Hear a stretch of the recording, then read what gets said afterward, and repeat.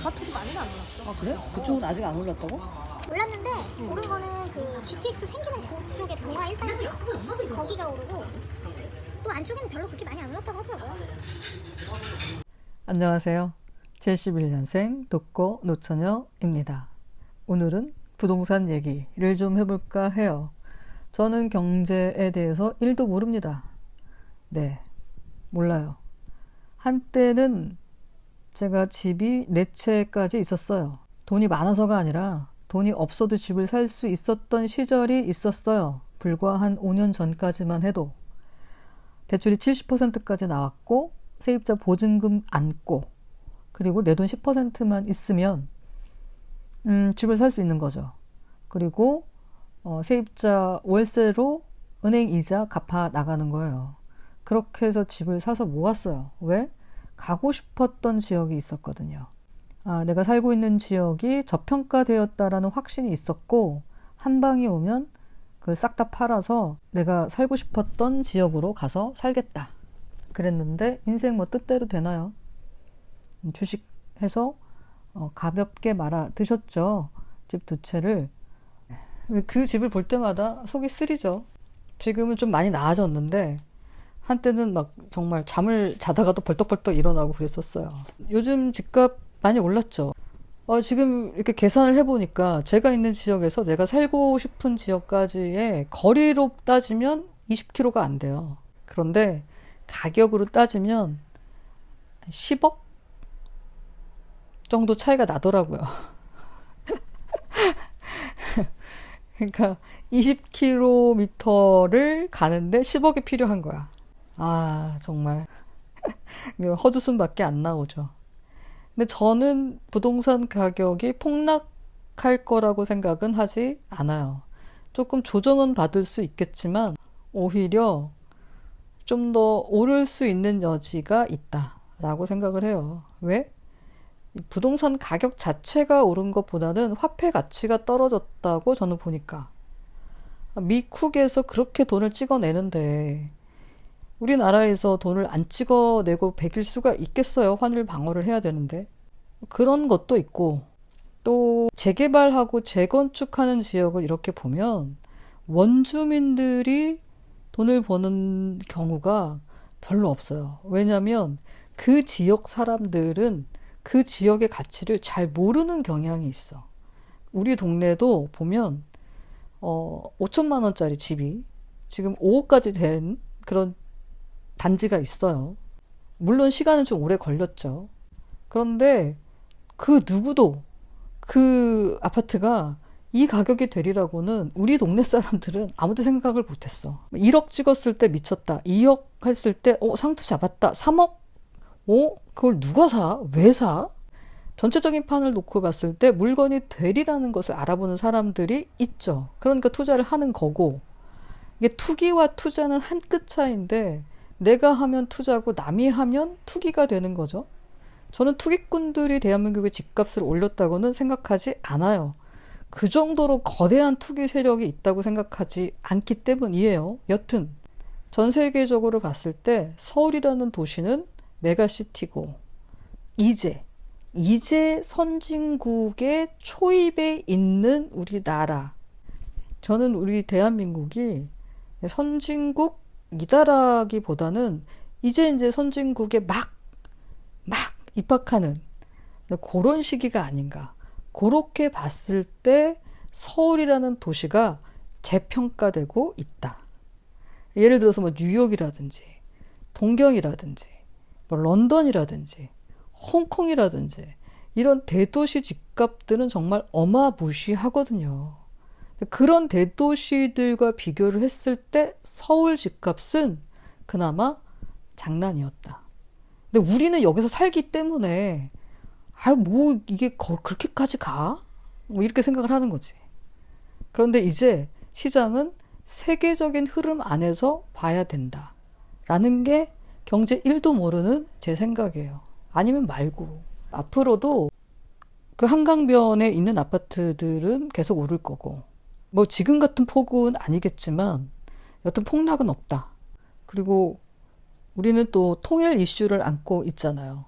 이게 일장일단이 있는 것 같아. 그러니까 분단되어 있기 때문에 위험 요소가 좀 있었지만 또 그렇기 때문에 통일에 대한 호재가 있고 세상 일은 몰라요. 언제 어떻게 뭐가 바뀔지. 코로나로 인해서 세상이 이렇게 뒤바뀔지 아무도 몰랐잖아요. 그러니까 통일이 언제 될지도 몰라. 통일되면 이제 서울은 논하는 거지. 사람들은 통일되면 그 북한 사람들 다 우리가 먹여 살려야 되는 거 아니야? 뭐 이렇게 말씀하시는 분들이 있는데 왜 먹여 살려? 싹 다 갈아 엎어버리고 이거 정말 제가 볼 때는 노다지지. 정치 얘기 들어가고 이념 얘기 들어가고 그러면 복잡해지니까. 여튼 제 생각은 그래요. 그 원주민들은 잘 그 가치를 모른다. 대한민국 사람들이 오히려 서울에 대한 가치를 정확하게 모른다. 라고 저는 생각을 하는 거죠. 집값이 많이 오르긴 했죠. 너무 가파르게. 많이 오르긴 했죠.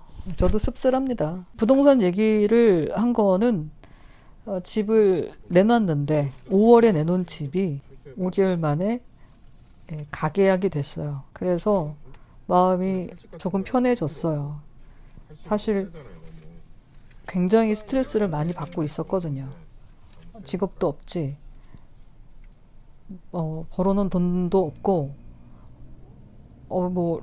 어영부영 제가 백수 한 6, 7년째를 하고 있는데 이제 더 이상 버틸 수가 없었던 한계까지 왔었거든요. 그래서 굉장히 스트레스를 많이 받고 있었어요, 사실은. 그러다 보니 막 소화도 안 되고. 근데 잠은 잘 와. 위장 장애는 있는데 잠은 잘 와. 이건 또 뭐야? 이 아는 고통이 무섭잖아요. 작년 이맘때 제가 굉장히 힘들었거든요. 작년 11월에 통장 잔고가 5만 원인가? 그렇게 있었어요. 그래서 막 부랴부랴 알바 뛴 거였는데 그 알바 3개월 하고 위장을 잃었지. 지금도 그때 받은 스트레스 때문에 막 심장이 벌떡벌떡하고. 제가 원래 자다가 일어나서 떡을 먹어도 아무 이상이 없었던 사람인데 그때 3개월 알바하면서 받은 스트레스로 위장 장애가 생겼어요. 진짜.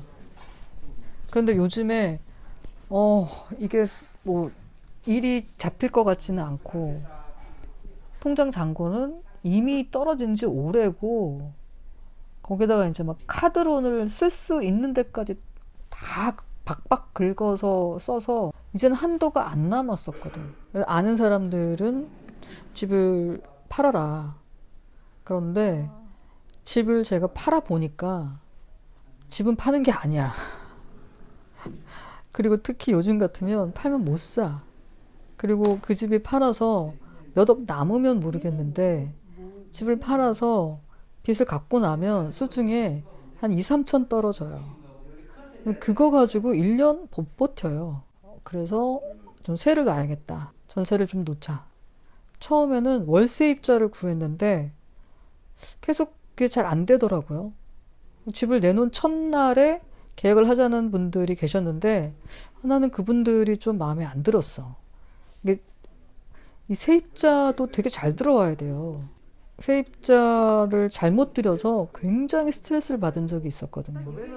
그래서 이게 다 경험이지. 어영부영 5달이 지나간 거예요. 6, 7, 8, 9, 10. 그러네 벌써. 그저께 집을 보고 흔쾌히 계약을 하자는 부부가 있어서 일단 가계약은 됐습니다. 그래서 한시름 났어요. 너무 감사하죠. 행복하죠. 못생긴 나무가 산을 지킨다고 그 집이 팔아도 돈이 안 돼서 못 팔고 있었던 집이었는데 그나저나 이제 저는 이사 준비를 해야 되는데 고민입니다. 월세로라도 살아보고 싶은 지역에서 한 1년이라도 살아볼까? 이런 마음도 있고 이거 뭐 직업도 없는데 그 월세 부담이 될까?